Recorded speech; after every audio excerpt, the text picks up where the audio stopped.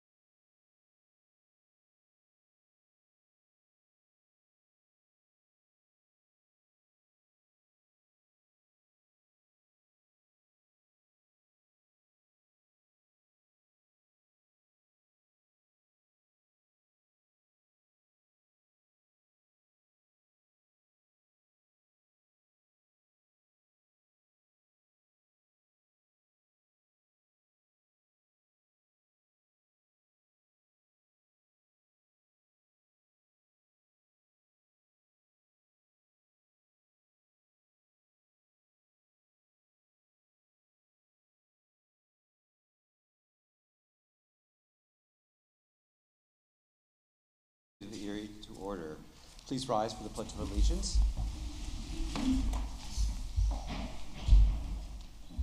I pledge allegiance to the flag of the United States of America and to the republic for which it stands, one nation, under God, indivisible, with liberty and justice for all.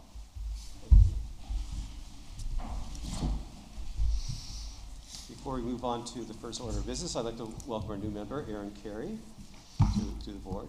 Yeah. Thank you for having me. It's traditional that you share, a few thoughts about, your background and Sure. tell a joke or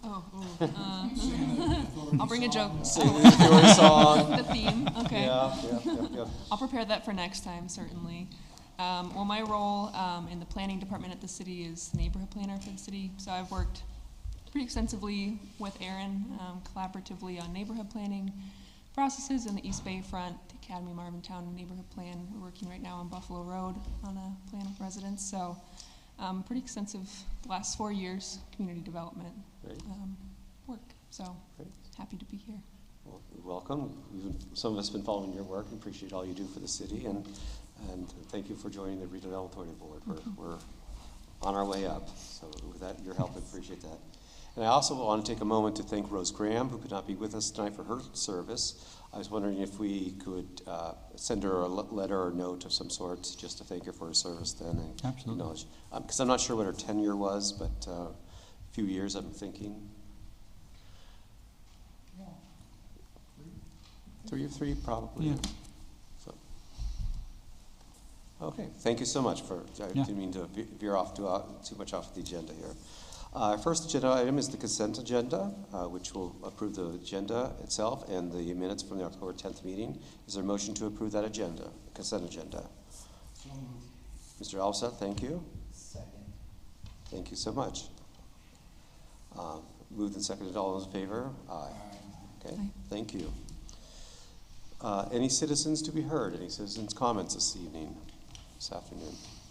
No, but we do have Dave Forrest, the planning director for the city, No? in attendance. Dave, come on up. Join us. Join us.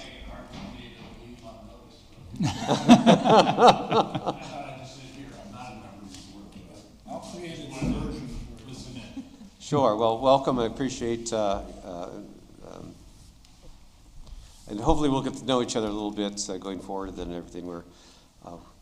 This is kind of awkward to be so formal, but you know, it's so okay. I'll just slide my chair over. How's that? Okay, very good. Well, welcome. Thank you so much. Then we'll move on to item C, the finance report, which was distributed just in our packets today. And Aaron, are you handling that, or is somebody else handling Right. finance? So yeah, the financial report as of October 31st, 2022 is in front of you. I know as I mentioned to the board last month that we had discovered some errors in the QuickBooks transition. And April can speak more to the work that her and the consultant have put in over the last 3 to 4 weeks to resolve that issue that we have. So I'm fairly confident, you know, that what is in front of you is as accurate as it potentially and possibly can be at the current time. April, you want to add anything?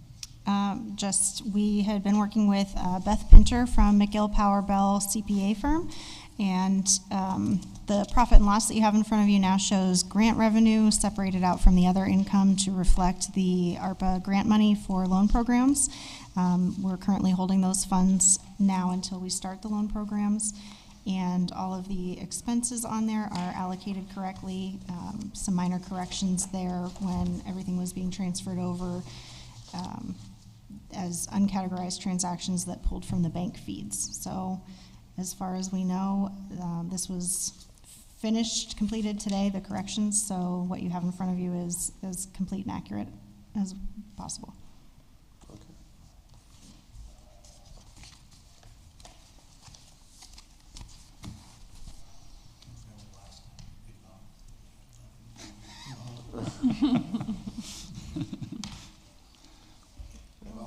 Well, do we want to accept the financial reports as presented?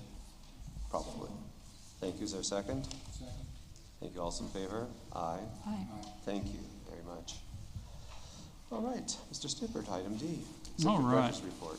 Thank you. So the housing rehabilitation report, as far as our rehabilitation programs, we continue to move forward with the lead hazard control program, along with the healthy homes program, and trying to work through the different nuances and problems and questions that arise. As you can imagine, we're entering the cold season. Of course, you know, everyone's furnace is not kicking on, so we're starting to get those, you know, emergency calls if my furnace isn't working, and trying to work through the process of how we address those, given that one of the healthy homes factors is, you know, excessive cold, and that nobody should be residing on a property without adequate heating source and all of the other health effects that would come along with somebody trying to heat their house in another manner. So we're working through that and still working through trying to recruit more contractors and build that contractor capacity so that we can adequately, you know, get to these clients as quickly as we can. You know, right now we're working on about 6 different contractors, 2 as lead abatement contractors, the rest as just general contractors who are able to work on more of the healthy home stuff as opposed to the lead hazard control or the other federally funded programs that we administer. So still working through that, working on identifying city CDBG projects as far as match to the lead program and standalone rehab projects, along with the Act 137 funding and the county CDBG funding for the participating jurisdictions out there as well. Housing Authority, just update there, we've sent over to them 42 scopes of work for projects that had identified lead-based paint hazards. So they had those bid out. I believe they identified Hoffman United as the contractor for that project. So that will be getting underway here shortly, and then we'll administer the clearance testing and post-abatement reports for those projects as they are completed as well. Any questions?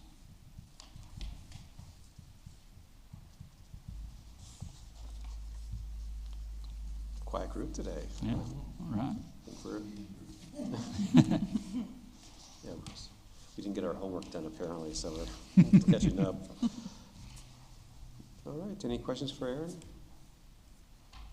Hearing none, I think we'll turn the podium over to Mr. Sundberg. Good afternoon, everybody. Here is the updated solicitor's report. Again, we are we're still anxiously awaiting a couple of things from Commonwealth Court that again, Zach Associates, that was submitted on briefs as requested by their attorney, which I hopefully agreed to do that since we won in the lower court. So we should get that decision.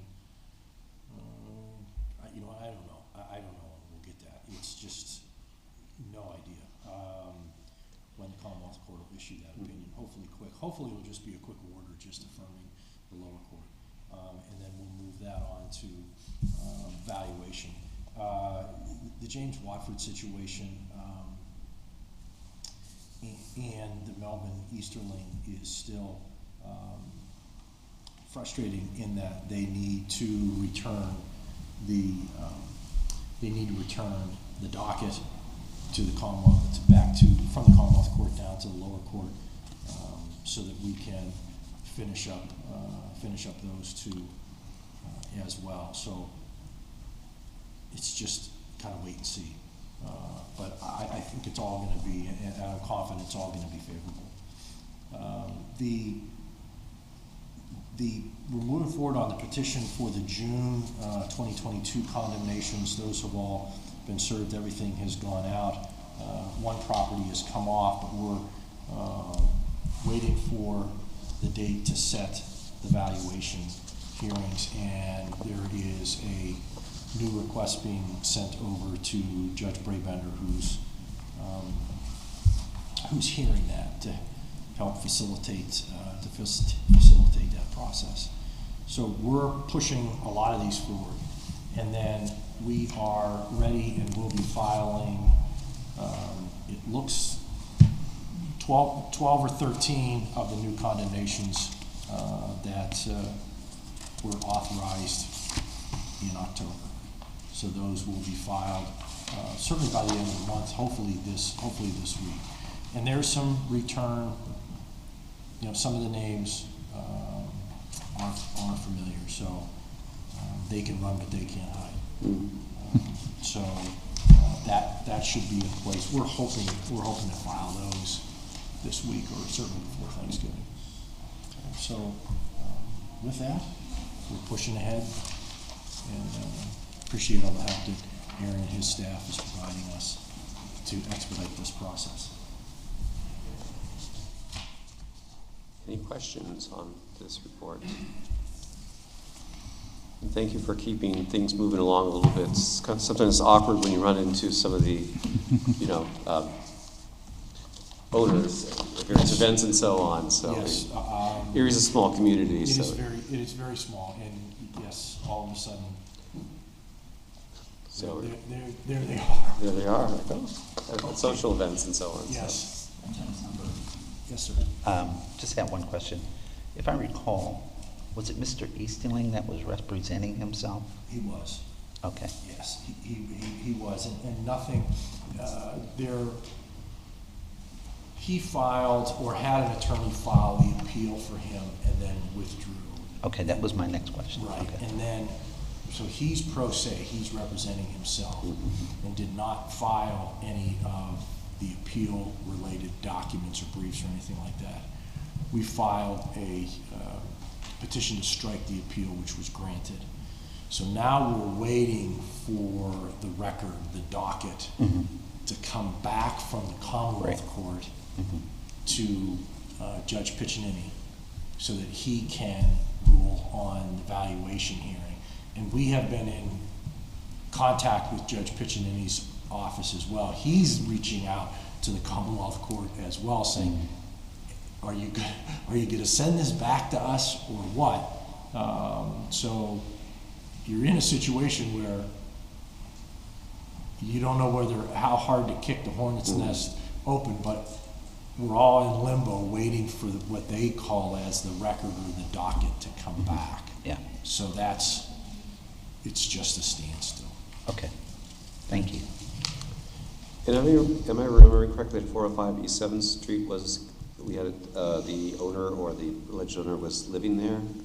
Is that Yes. correct? Is Yeah. that's been Yeah. resolved, or? Yeah, we had a court order to have him removed. Okay. We did remove him, board the property up, and shut off the power to the property to prevent a fire. And then it has been in that status since. Okay, that feels better. Yeah, right. And you were right, that was where he went in and got the electricity turned on. And so we've taken care of that. And then in our learning process, when we file the condemnation actions, we're sending out a blanket letter and notification to everybody, hey, if someone comes in and asks for an electrical permit or any kind of a permit on these properties, you can't do it, to prevent these people doing what I'm calling the end round to try to bypass the process. Well, it puts the authority in a huge liability, of course, and It we did. appreciate you helping us through that. Okay, great. It did. Yeah, that batch of 2021 condemnations that those first three were a part of gave us some good learning experiences that, certainly Gene and his team have helped us through. We opened the communication with the code enforcement building department and tried to plug up some of those holes to prevent those issues from happening, as we continue to move forward with these, as, we continue to try to be more aggressive toward blight. And that includes not only City Hall, but we're writing the assessment office, recorder of deeds, because what people are doing is now they're just doing their own deeds and hey, it's been condemned, but they're going online, getting a deed, and they're doing a deed, a private deed without attorneys, and so we're trying to prevent even that from happening because we were concerned that someone lost money during that process. So it's been an interesting experience. Well, I'd say. But thank you. All right, any questions? Hearing none, move on to item D3, general updates information. I don't have much to report for the board. Just one general update. The Homes Within Reach Conference will be December 7th through 9th in Hershey. Myself, Aaron Carey, and Kathy Rosdick are presenting on the use of data to acquire ARPA funding. So we'll be going through how the city used their data for us to then pitch our case to the city for our $15 million ARPA award. And then we'll also work on explaining really the issues with onboarding those programs and that to the group. So. Well, and we appreciate you making the 6-hour, 5-hour trek to Hershey, I guess, and representing Northwest Pennsylvania. I still serve on the board for the Housing Alliance, and I'll be rotating off next year, and I won't leave without a Northwest Pennsylvania representative replacing me, so I'll be looking for somebody. You'll get to know 322 pretty well, going down. But it's important that Northwest Pennsylvania is represented, and we appreciate the effort, particularly since most of the communities above I-80 are smaller communities. What tends to happen in Pennsylvania is that things tend to be Philadelphia, Harrisburg, Pittsburgh focused, and the scale is much different when you're above I-80 than it is if you're below I-80. So, so it's a little bit of an effort, and we appreciate all that's your team presenting. So thank you. Yeah, you're welcome. But that is all I have as far as general updates for today. Perfect. On to unfinished business, the 2023 meeting schedule. All right, so the 2023 meeting schedule, I didn't include anything. Our standard practice for the Redevelopment Authority is the second Monday of every month at 4 p.m. Just one issue with that, so the board is aware, is we set that schedule moving into next year.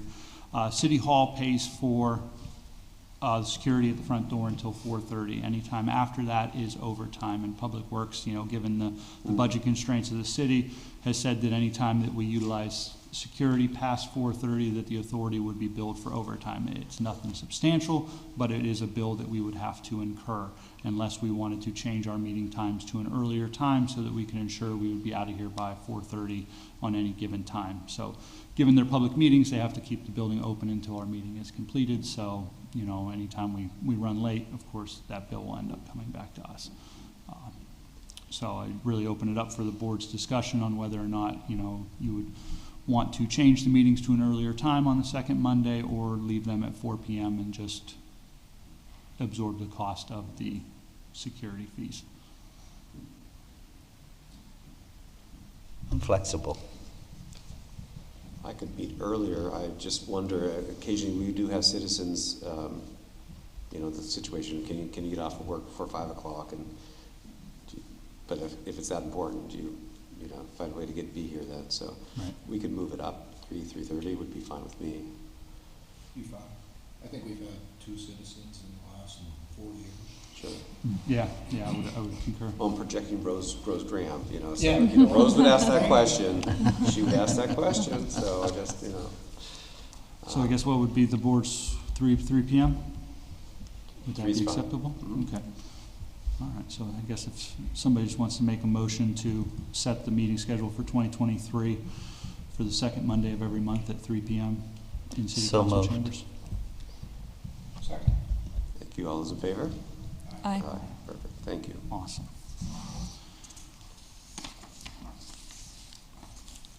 All right, loan program Yes. and origination and servicing software. So this is the item that was on the agenda for last month, and I asked the board to table it. We've kind of been, April and I have been working through the loan programs and running through some different problems and some scenarios that we've come around, and we're still working through that.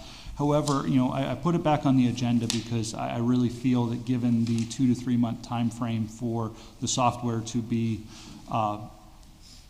set up and us to get trained on it, I think, it would be best for us to start that process now. And given that we recently had a CDBG monitoring from the city of Erie, and one of our findings under some of the older funding sources from the 90s and early 2000s was our monitoring and tracking of our current mortgages that we hold, and the thought that this software could be utilized to help us monitor, track, and report on those individuals as well. So I'm asking the board to accept the quote from the mortgage office. It is a 3-year agreement, locking the price in at $12,908.19 each year.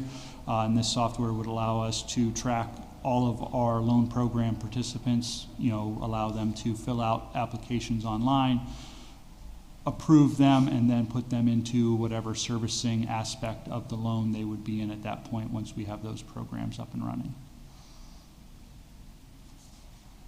So it's licensed for one user, is that correct? How did he explain that? I believe it's one user at a time that's allowed in the program. We can have like 5 different user accounts, but only one person can be it at any I see, time. okay. And given the size of the staff, I don't feel that we would need more than maybe one additional license once we're at full capacity with any of the loan programs. And I think it was a nominal fee for each additional user after the one original.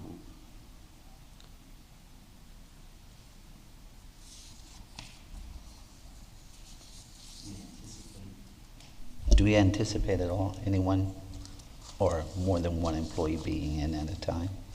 Is that going to be anticipated with our current setup and procedures? We are in the process of looking for a fiscal assistant to Right. assist April in that department. I could foresee that, once we have all of the programs running, that there's the potential that 2 people would be in it at that time, but I don't foresee any more than 2. So for 2 licenses, do we have a cost on that at all? I believe the additional Is it user $250 a license was month? another Or $250 a year?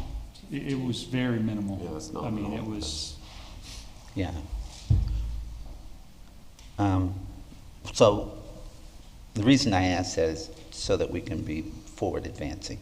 I think we should tag that on. If we're going to approve this, we probably need to tag on 2 licenses okay. now, if that's necessary. And that's why I asked the question. I think we just got to move forward with it so we don't have the hiccups. Understood. That's my thoughts. Agreed. And who does the authority's IT? Is that the city, or do you outsource it? The city currently handles our general IT. This Okay. will be a cloud-based system, So it'll So it's reside, cloud-based and not, yeah, it'll okay. reside on their servers in the Right. cloud, and we will have access to it at any computer with internet access. That feels good, okay. Yeah, a lot of our softwares within the office have moved to more of a cloud base, which, I mean, it reduces the stress with IT in the city and making sure that all, the servers are accessed and firewalls are down. So it's a big plus to have it on the cloud. Okay, perfect. Any other questions?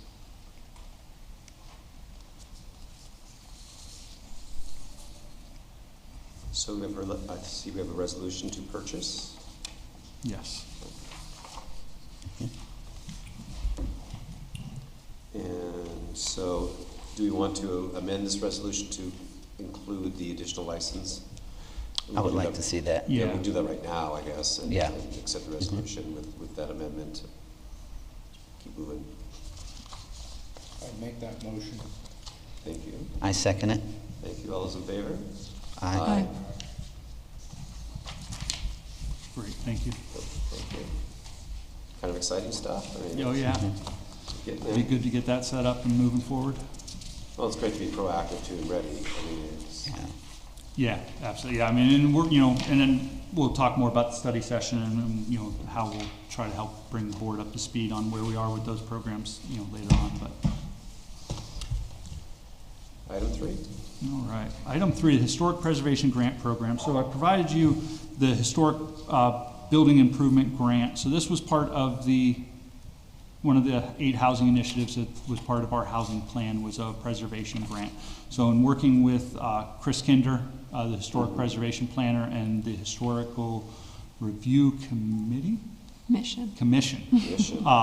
they have put together and helped craft this program guidelines and a program overview, and then I've also provided the application. They've gone back and forth over the past several months, and then last Monday, they approved the guidelines and the application to move forward, and so I put it in front of you as the race board to review and approve the program so that then we can get this publicly advertised and start accepting grant applications and start expending this $841,500 in funding that we have. So the grants are a maximum of up to $15,000 for qualifying commercial and residential structures for exterior improvements. Really, it's since the HRC is kind of still in the process of going through and identifying districts, it would, really allows for a property that would be in an eligible district or have eligible characteristics. And there's 4 bullet points there that kind of list what would be eligible properties or individuals or areas that would be able to apply. So kind of opened it up, it still stays on the line of historical preservation, but allows, it to move forward while the HRC continues to look at those districts. And what kind of technical assistance is offered to a property owner to ensure that they're doing the right thing? So when they complete the application and submit it, it'll go to Chris Kinder for his review, and then the HRC will be the body that will review the applications and make the ultimate approval of whether or not it meets the guidelines that they feel are representative of those properties. And this is a reimbursement style grant? Yes. Okay. Yes. So if we don't like what they, or Chris doesn't like what they did, you don't get reimbursed? Yep, they won't, yeah. They have to show that the project's been completed and it's been paid, and then we'll reimburse them for it.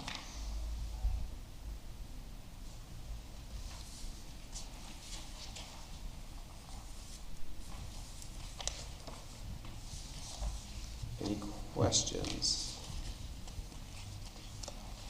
I know there's a general intake form for the Healthy Homes program right now. Is this similar to that intake form, or is this, it says Historic Preservation Grant, is it a separate application, or how does that work? This is a separate application crafted more toward this grant. So Okay. the general application we have is more based on housing assistance, given that, the preservation grant, we're looking more for a detailed idea and scope of what will be done to the property, along with photographs and evidence that, it's going to retain that historical value when the project is completed. So this is, really just a standalone application. Got it.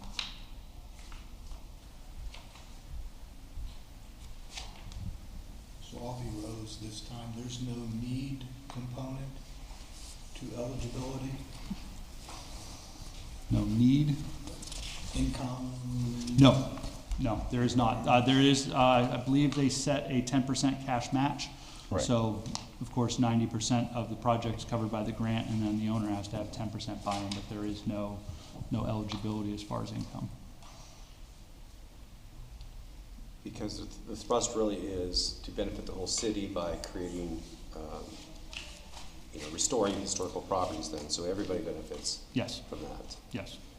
Albeit the owner benefits more, but we all as citizens of the city of Erie will benefit from a more attractive city, Yeah. right? Yeah, when you look at it, the cost of renovations and to stay historical or not, I mean, there's got to be some kind of incentive there. So it strikes me as kind of being more of an advanced Renaissance block program, which is offered through ECRA, which is a $5,000 grant to certain districts and so on. That's working pretty well, actually. Yeah, and I think it gives that, with the HRC having the oversight, just, helps kind of build that direction for the city. Great. So do we need to approve this or not? Or this is just Yes, if we could have a motion to approve it, just so that we can roll the program out, as we did with the Healthy Homes program. I so move. I'll second. All those in favor?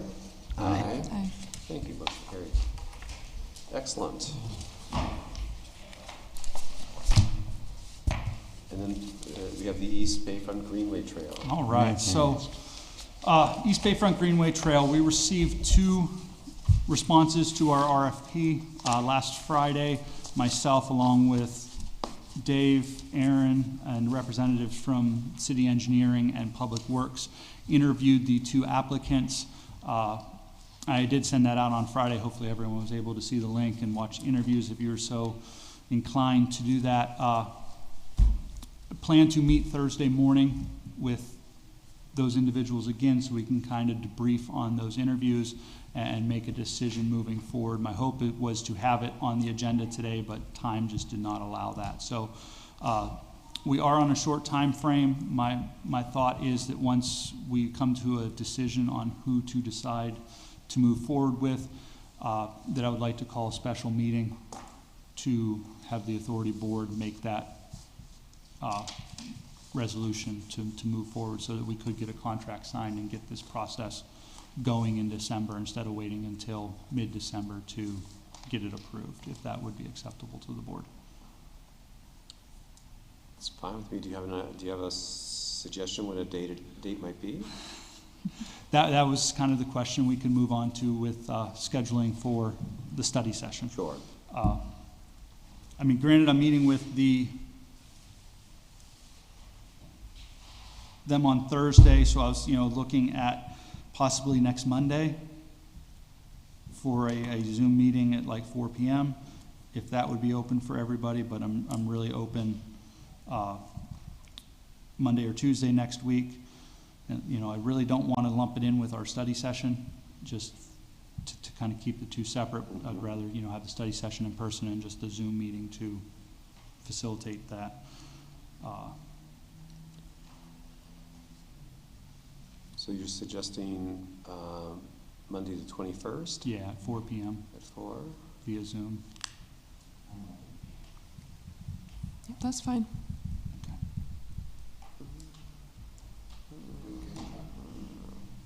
Yep. Distress. I have a 4 o'clock for the Borough of Edinburgh. I'm also doing some volunteer work there as well. You want to move it up to 3:30? We could do 3:30, and I can participate. Is that fine for? That would work. Yeah. That would work. Shouldn't Thank be very you. long. I forget about this new technology stuff and being able to accommodate everybody. It's good. Okay, so Thank we'll advertise for Monday the 21st at 3:30 for a special meeting to approve the East Bayfront Greenway Trail Project consultant. Thank you. All right, and then, anything, you want to move on to other business? Yeah, I can tee this one up. We thought in between our board meetings, occasionally there'll be topics that will require a little more attention. So we thought we would initiate a couple study sessions every now and then. And a good one coming up, of course, is the annual budget for next year. And we thought that we'd want to do that pay a little bit more attention to it since we have more resources to deploy. Super important.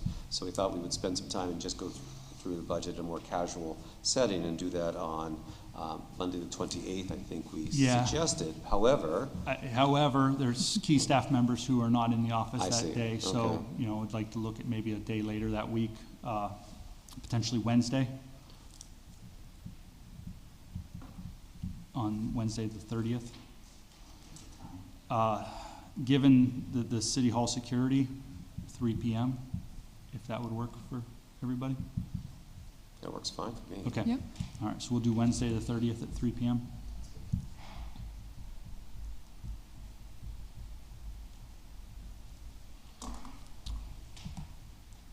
Great, awesome. Thanks for making it easy. Hey, it takes a village, and we're all in the team, so we'll Right, make things appreciate work. that. It's hard. And community development work is challenging to begin with, and then you're trying to get everybody together and do the right thing for review is important. Yeah, so Let me keep things we'll moving. we'll have the budget ready, and along with some general updates as far as some of the housing plans and loan programs, and so. Yeah, that would be good, I think. And then, occasionally we may actually insert another study session in between, as long as Yeah. we're not breaking any rules, right? I'm just not familiar with No, sunshine. we'll advertise it as a public meeting. I mean, Okay. so we don't have to televise it, but we have to advertise it and make it public. But Very we'll good. make the publications. Okay. All right. Are there any, before we go to adjournment, any announcements or anybody know a good joke or anything? Or just kidding? Twice. I'm sort of You gotta be prepared next time. My dad jokes. Huh? No dad jokes and everything. Then. What's the Any old ways? announcements or anything, or we're good? So otherwise, I guess we'll adjourn the meeting, and we'll see everybody via Zoom on Monday at 3:30, then again in person on the 30th at 3 o'clock. Awesome. Thank you so much, ladies and gentlemen. Appreciate your time. Thank today. Thank you.